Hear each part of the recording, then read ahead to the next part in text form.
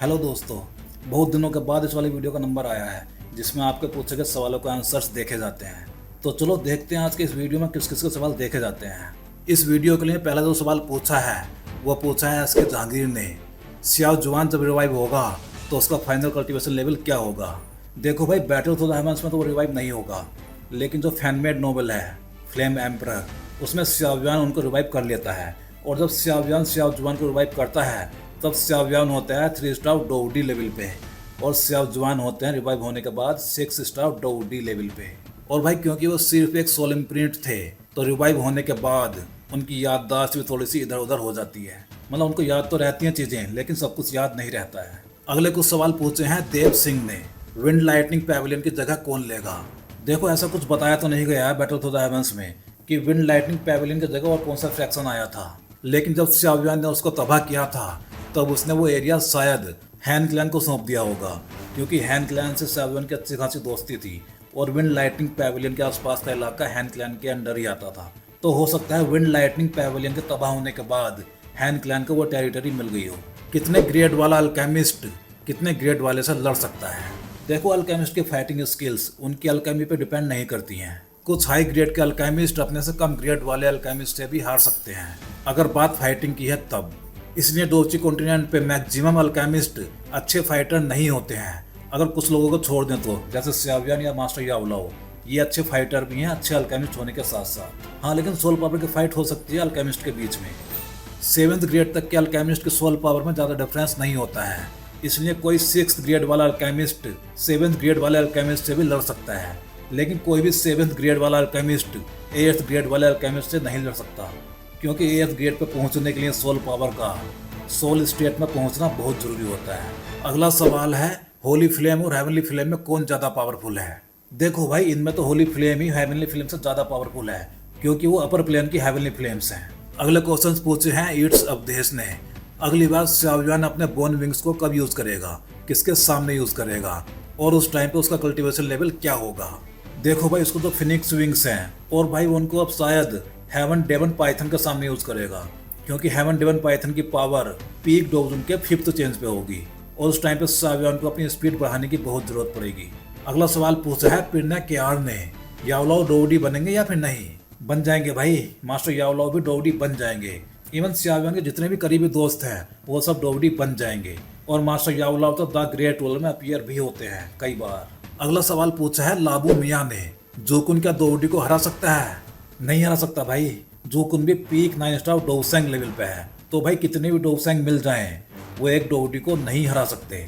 और ये आपको तब देखने को मिल जाएगा जब हुतियंडी डोडी बन जाएगा, और हुतियंडी डोडी बनने के बाद जोकुन और गुयुआन दोनों को बहुत ज़्यादा मारता है। सियाओ जुआन को क्या कोई एलाइट फ्लेम मिलेगी, और कौन सी रैंक वाला मिलेगा। हाँ भाई, जरूर मिलेगी, 3rd रैंक की heavenly flame, purifying demonic lotus flame. अगले सवाल पूछे हैं रामजी राणा ने, हेवनली टॉम में सियाओ जुआन का पावर लेवल क्या है।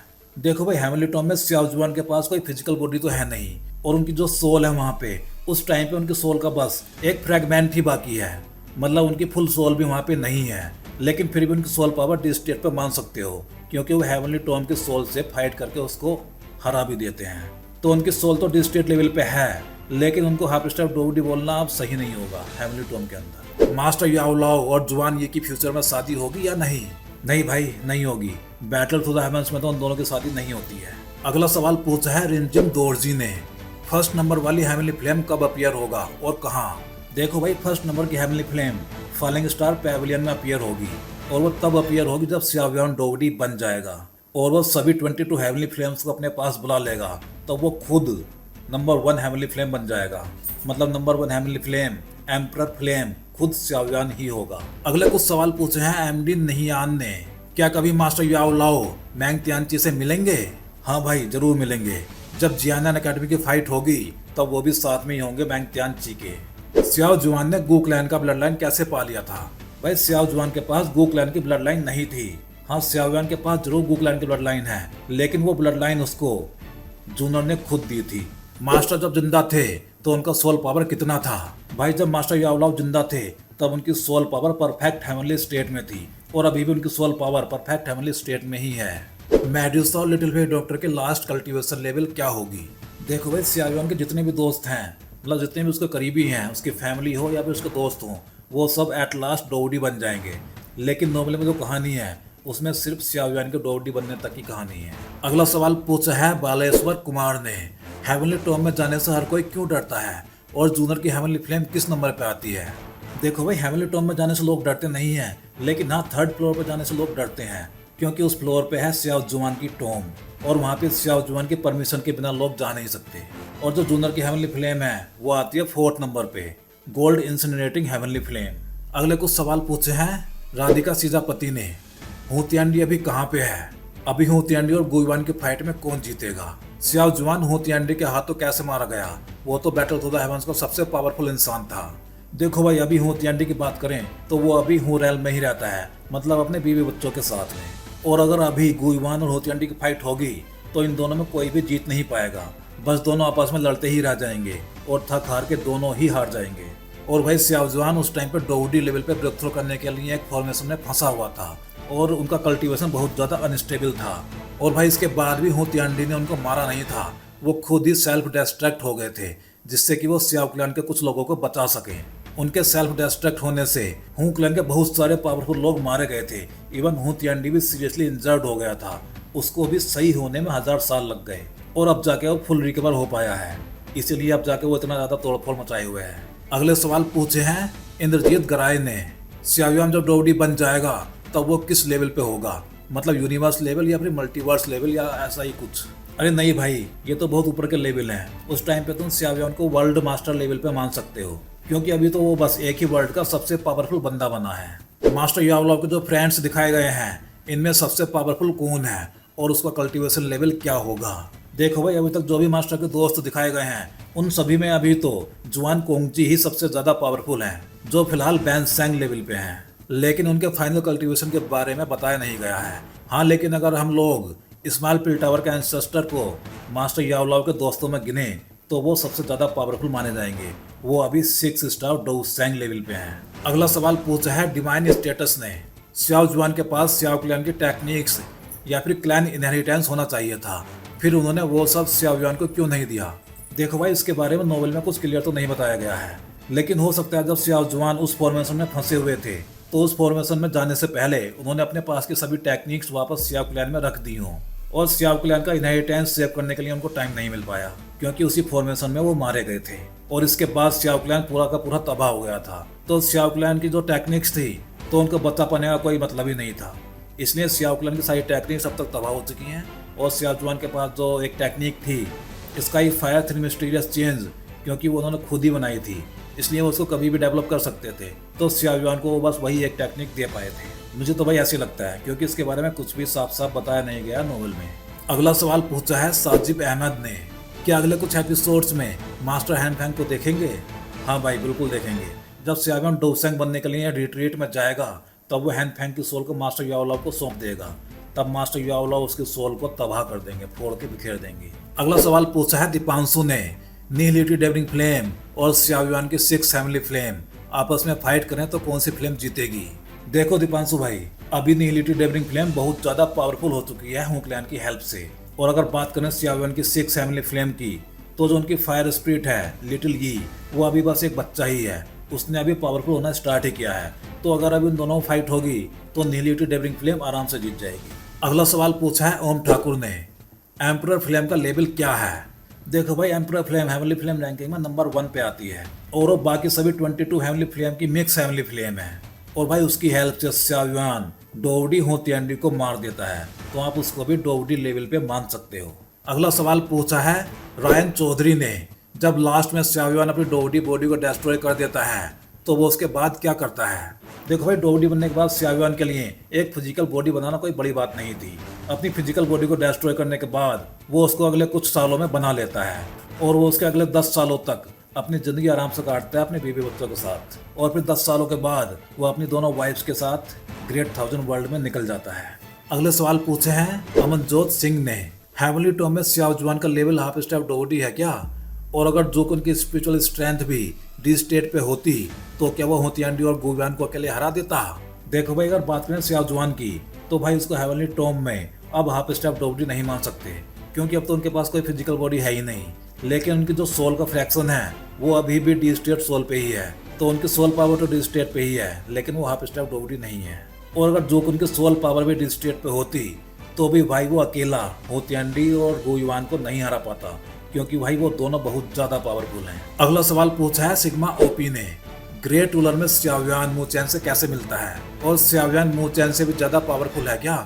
क्योंकि मूचैन एक बार बोलता है कि उसको भी फ्लेम एम्परर के जैसा बनना है। देखो भाई, श्याओयान मूचैन से मिलता है जियाओ जियाओ की वजह से, क्योंकि मूचैन और जियाओ जियाओ अच्छे दोस्त बन गए थे और उन दोनों को बचाने के लिए ही श्याओयान आता है एक बार, तब जाके उसकी मुलाकात होती है पहली बार मूचैन से। और हाँ, श्याओयान बहुत ज्यादा पावरफुल है मूचैन से, क्योंकि मूचैन जियाओ जियाओ की एज का है। तो उस टाइम पे श्याओयान ग्रेट 1000 वर्ल्ड के पीक पे बैठा हुआ था। लिनडोंग भी उसी के लेवल पे है, लेकिन इम्पैक्ट श्याओयान का ही ज्यादा है। इसलिए मूचैन भी एक बार बोलता है कि मुझे भी फ्लेम एम्परर के जैसा ही पावरफुल बनना है। अगला सवाल पूछा है हेलो कृष्णा ने, जब श्याओयान और जूनर का बेटा होगा तब उसका पावर लेवल क्या होगा और श्याओयान का लेवल क्या होगा? देखो भाई, उस टाइम पे श्याओयान तो डोगडी लेवल पे ही होता है, लेकिन जब उसका बेटा श्याओलिन पैदा होता है तब उसके लेवल के बारे में कुछ भी बताया नहीं गया है। लेकिन हाँ, जब वो ग्रेट 1000 वर्ल्ड में मतलब द ग्रेट रूलर में दिखाया जाता है तब वो भी जियाओ जियाओ के बराबर ही पावरफुल था। तो आप बोल सकते हो कि जियाओ जियाओ से छोटा होने के बाद भी श्याओलिन जियाओ जियाओ से कहीं से भी कमजोर नहीं है। अगला सवाल पूछा है रोहित बागिल ने, जब श्याओयान डोसेंग लेवल पे होगा तो वो अगर अपने क्लैन टैटू को एक्टिवेट करेगा तो उसकी पावर कितनी बढ़ जाएगी? देखो भाई, डोसेंग लेवल पर हर स्टार बहुत ज्यादा पावरफुल होता है। उस टाइम वो अगर अपना क्लैन टैटू यूज करेगा तो उस टाइम पे उसकी पावर 1 स्टार से भी बढ़ नहीं पाएगी। उस टाइम पे क्लैन टैटू यूज करने से उसकी पावर 1 स्टार के 2 स्टेज तक बढ़ जाएगी। मतलब श्याओयान अगर पीक 1 स्टार डोसेंग लेवल पे अपने क्लैन टैटू का यूज करेगा तब उसकी पावर 2 स्टार मिड लेवल तक पहुंच जाएगी। अगला सवाल पूछा है अभिजीत जैना ने, एम्परर फ्लेम का कलर कौन सा है, उसका लेवल क्या होगा और वो कब अपीयर होगी, किसी को मिलेगी या नहीं?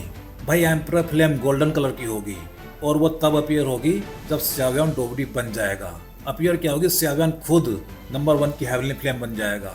अगला सवाल पूछा है इरफान ने, क्या श्याओयान गॉड सील टेक्निक को गुकलान के सामने यूज करता है? भाई, जहां तक मेरे को याद आ रहा है उसने कभी भी गॉड सील टेक्निक गुकलान के सामने यूज नहीं की थी और शायद उसको उसकी जरूरत भी नहीं पड़ी, क्योंकि उस टाइम तक उसके पास और भी बहुत सारी त्यान क्लास की पावरफुल टेक्निक्स आ गई थी। तो उसको बाद में जाकर गॉड सील टेक्निक यूज करने की कभी जरूरत ही नहीं पड़ी, और अगर जरूरत पड़ी तो वो उसने गुकलान के सामने यूज नहीं की है। अगला सवाल पूछा है मोहम्मद आलम ने, आम लोग जैसे एल्डर त्यान हुओ की कल्टीवेशन 6 स्टार डोजन पे रुक गई है, तो जिसके पास डोगडी ब्लड लाइन होती है वो आगे बढ़ जाते हैं। तो जब किसी के पास भी डोगडी ब्लड लाइन नहीं थी तो कोई भी डोगडी कैसे बना था, क्योंकि हर किसी की पावर एक लिमिट पर जाके रुक जाती होगी। देखो भाई, ऐसा नहीं है कि जिनके पास डोगडी ब्लड लाइन होती है सिर्फ वही आगे बढ़ पाते हैं या सिर्फ वही डोगडी बन पाते हैं। डोगडी ब्लड लाइन सिर्फ डोजन लेवल तक पहुंचने में ही हेल्प करती है। जिनके पास डोगडी ब्लड लाइन होती है वो बहुत जल्दी, मतलब बाकी नॉर्मल लोगों से बहुत जल्दी डोजन लेवल तक पहुंच जाते हैं, मतलब पीक डोजन बन जाते हैं।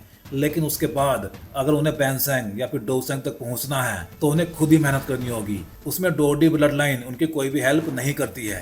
एल्डर त्यान हुओ इसलिए आगे नहीं बढ़ सकते क्योंकि उनकी न्यू बॉडी इससे ज्यादा पावर को सपोर्ट ही नहीं करेगी। क्योंकि श्याओयान ने जब उस बॉडी को रिफाइन किया था एल्डर त्यान हुओ के लिए, तब उस टाइम पर जो मेडिसिनल मटेरियल्स यूज हुए थे तो वो इतने ज्यादा हाई ग्रेड के नहीं थे। इसलिए एल्डर त्यान हुओ सिर्फ उसी लेवल तक पहुंच पाए हैं जिस लेवल पे वो मरने से पहले थे। इसलिए जब कोई डोगडी नहीं था उस टाइम सभी लोग नॉर्मल स्पीड से ही कल्टीवेट करते थे, और जो लोग एक्स्ट्रा ऑर्डिनरी थे श्याओयान के जैसे वो लोग धीरे धीरे ही सही लेकिन डोगडी तक पहुंच गए थे। अगला सवाल पूछा है डेविल गॉड ने, 3rd रैंक की हेवनली फ्लेम और 2nd रैंक की हेवनली फ्लेम में कौन ज्यादा स्ट्रॉन्ग है? क्योंकि 3rd रैंक की हेवनली फ्लेम ने तो प्योरीफाइंग डेमोनिक लोटस सैंड को भी मार दिया था। देखो भाई, ये बात सही है कि 3rd नंबर की हेवनली फ्लेम ने प्योरीफाइंग डेमोनिक लोटस सैंड को मार दिया था, लेकिन अगर अभी की बात करें तो अभी 2nd नंबर की हेवनली फ्लेम बहुत ज्यादा पावरफुल हो गई है हू क्लैन की हेल्प से। और जो 3rd नंबर की हेवनली फ्लेम की स्पिरिट है वो तो अभी एक बच्चा ही है, अभी उसने ग्रो करना स्टार्ट ही किया है। इसलिए अगर अभी उन दोनों में फाइट होती है तो 2nd नंबर की हेवनली फ्लेम जीत जाएगी, वो अभी ज्यादा स्ट्रॉन्ग है। अगला सवाल पूछा है मिराज ने, श्याओ क्लैन का टैटू यूज करने के लिए फ्लेम की जरूरत पड़ती है, तो क्या श्याओ क्लैन के सभी मेंबर्स के पास फ्लेम है? देखो भाई, इसका आंसर तो शायद अभी के एक एपिसोड में मिल गया होगा। ये बात सही है कि श्याओ क्लैन के लोगों को क्लैन टैटू एक्टिवेट करने के लिए फ्लेम्स की जरूरत पड़ती है, और वो फ्लेम कोई भी हो सकती है, मतलब बीस्ट फ्लेम से भी काम चल जाएगा। उनको कम से कम 3 बीस्ट फ्लेम चाहिए होंगी अपने क्लैन टैटू को फुली एक्टिवेट करने के लिए। अगला सवाल पूछा है प्रभात चौहान ने, अगर सियावन पीक 9 स्टार डोसेंग पे हो और वो हुतियानी से लड़े तो कौन जीतेगा। देखो भाई, आज तक सियावन अपने सेम लेवल पे किसी से भी हारा नहीं है, इसलिए इस फाइट में भी सियावन आराम से जीत जाएगा। अगला सवाल पूछा है आयुष राज ने, सियावन अपने फादर को कब बचाएगा। देखो भाई, जब सियावन 6 स्टार डोसेंग लेवल पे होगा तब वो तो उससे एंशिएंट गॉड जेट के बदले अपने फादर को बचा लेगा और उस टाइम पे उसके फादर का लेवल होगा डोग होंग लेवल। तो भाई लोग, ये था आज का वीडियो। ये वीडियो काफ़ी लंबे टाइम के बाद आया है, तो मेरी कोशिश रहेगी कि अगले कुछ वीडियो कुछ जल्दी आ जाएं। तो चलिए जल्दी मिलते हैं अगले वीडियो में।